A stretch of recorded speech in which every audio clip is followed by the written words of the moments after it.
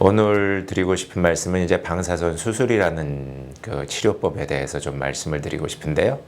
방사선 수술이라고 들어보셨는지는 모르겠지만은 최근에는 이제 수술을 할 수 없는 암에 대해서 수술할 수 없는 이유는 여러 가지가 있겠죠. 뭐 나이가 많아서 마취가 어렵다든지 아니면은 나이는 젊지만은 전체적으로 심장이나 폐 기능이 안 좋으신 분들이 또 이제 수술이 안 되는 수술을 할 수 없는 이런 경우에 이제 수술적 제거가 어려운 이런 경우입니다. 그래서 이럴 때 이제 방사선 수술이라는 기법을 써서 중장기적으로는 이제 수술과 동일한 효과를 나타낼 수 있는 방사선 치료의 한 가지입니다. 근데 방사선 수술이라고 하면은 이제 구체적으로 말씀을 드리면은 비교적 작은 크기의 종양에 고설량의 방사선을 짧은 시간 안에 쬐주는 겁니다. 작은 크기의 종양을 고설량의 방사선을 쬐주기 위해서는 일단 여러 가지 그 기계적인 장치와 또 컴퓨터 소프트웨어 같은 것들이 필요한데요. 예를 들면 이제 간암 같은 경우에 간암을 방사선 수술로 치료를 하고자 할 때는 일반적으로 정상 간은 간암을 치료하기 위해서 방사선을 쬐일 경우에 암세포보다 정상 간세포가 손상을 먼저 받게 됩니다. 그러니까 암세포보다 정상 간세포가 방사선에 민감하다는 거죠. 근데 그런 걸 극복하기 위해서는 이제 간암을 정확하게 조준을 해야 되고, 그다음에 정상 간을 통해서 들어가는 방사선의 양이 정상 간 쪽으로는 훨씬 덜 들어가야 되겠죠. 정상 간을 방사선으로부터 보호를 해야 되고, 또 하나는 이제 호흡을 하다 보면은 간이 움직이게 됩니다. 그런 간암의 위치도 같이 움직이게 되거든요. 이런 것들을 다 고려를 해서 치료를 해야 되거든요. 그래서 이제 처음에 말씀드렸듯이 간암을 정확하게 조준하는 방법을 이제 영상유도 방사선 치료라고 하고요.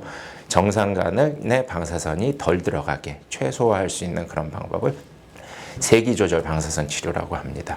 그리고 움직이는 간의 움직임을 방사선 치료에 적용해서 그것을 보강할 수 있는 방법을 호흡연동 방사선 치료라고 합니다. 방사선 수술은 우리나라 의료보험상에서도 의료보험이 적용이 되고요.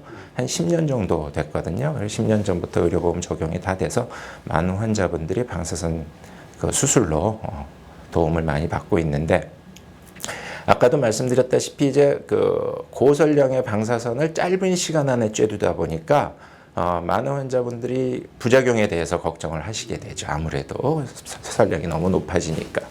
사실 이제 방사선 수술을 하다 보면은 고설량의 방사선이 짧은 시간 안에 쪼여지는 거기 때문에 그런 부작용을 피할 수 있는 굉장히 경험이나 지식들이 중요하거든요. 사실 초창기에는 어떤 방사선 수술의 부작용 때문에 돌아가신 분들도 꽤 많이 있었습니다. 예를 들어서 이제 부작용 같은 걸 보면은 폐암 같은 경우, 폐암을 방사선 수술로 치료하는 경우에는 가장 조심해야 될 것이 이제 방사선 폐렴입니다. 정상폐에 방사선이 과도하게 들어가서 방사선 폐렴이 생기는 경우, 그리고 폐 주변에 있는 기관지라든지 식도, 그리고 또 혈관이나 심장, 척추신경 이런 부분에도 방사선이 과도하게 조사되면 아주 치명적인 부작용이 올 수 있거든요. 그래서 이런 것들을 피해 줄 수 있는 그런 여러 가지 아까 말씀드린 여러 가지 방사선 치료 기술이라든지 의사의 경험과 지식 이런 것들이 중요하다고 볼 수 있겠죠. 방사선 수술을 하는 의사의 경험과 지식이 중요하다고 말씀을 드렸는데, 그건 마치도 외과 의사들이 수술을 할 때 어떤 임상적인 지식만 갖고 수술을 할 수는 없지 않습니까? 그래서 경험이나 지식이 중요하다는 말씀을 드린 거고요. 예를 들면은 이제 어느 일정한 크기의 폐암이나 간암을 치료를 할 때 암을 치료하기 위한 적절한 설량의 방사선을 처방을 하면서 그 방사선으로 인해서 간이나 폐, 주변 장기들이 손상되지 않도록 하는 그런 노하우가 필요하다는 거죠.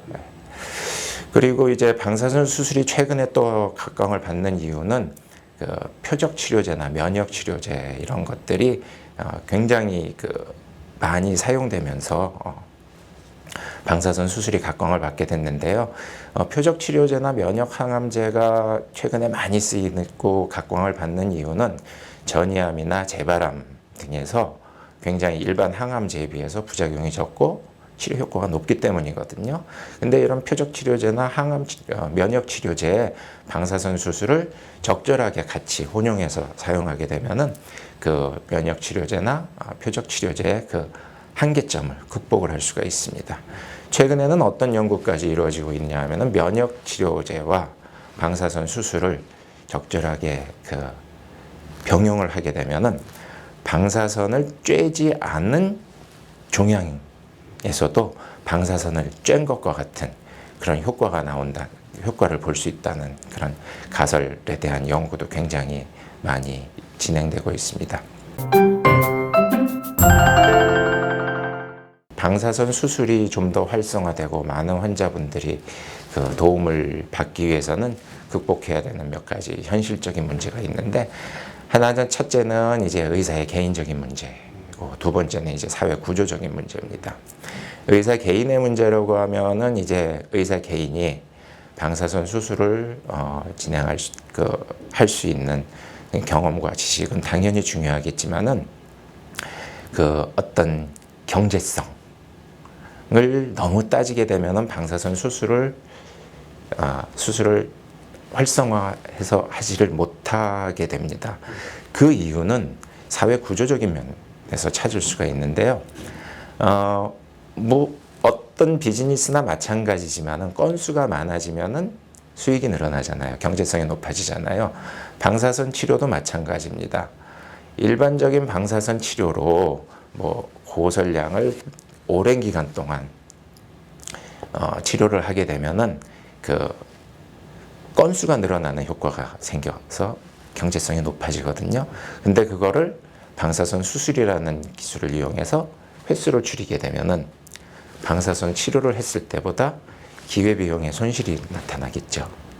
그래서 이것이 이제 일반적으로 방사선 수술이 많이 활용되지 못하는 현실적인 장벽으로 작용하고 있는데요. 이런 어떤 사회 구조적인 문제, 시술을 하는 의사 개인의 문제, 이런 것들이 좀 극복된다면은 좀 더 많은 환자들이 이런 방사선 수술로 치료할 수 있는 그런 시대가 될 것 같습니다. 예.